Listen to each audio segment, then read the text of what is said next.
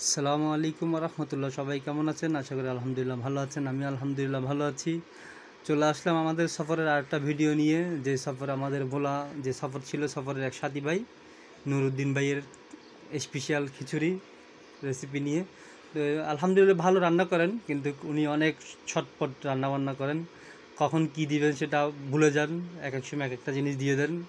তো যাই হোক, ডালে চালে খিচুড়ি, উনির খিচুড়ির মধ্যে চাউল এবং ডাল থেকে সবজি একটু বেশি হয়। যে উনি রান্না করতেছেন, আদা দিতে ভুলে গেছেন, এখন আদা দিবেন মাঝখানে, আদা দিয়ে আদাকে নাড়াচাড়া করবেন। উনি মাঝখানে আদাকে মানে চাউল টাউল দেওয়ার পর আদার কথা মনে বলছেন, উনি আদা দিলেন, আদা দেওয়ার পর আবার নাড়াচাড়া করলেন। করার পরে এখন এই 1 কেজি চাউল, আধা কেজি মসুর ডাল, সবজি হবে নয়তো 5 কেজি। উনি সবজি হাতের পাশে যা থাকে তাই সব দিয়ে দিবেন সবজি। তো এই আলহামদুলিল্লাহ। তারপর এখন পানি দিয়ে ভালো করে নাড়াচাড়া করবেন, নাড়তে নাড়তে এটাকে অনেক পরিমাণ নাড়েন।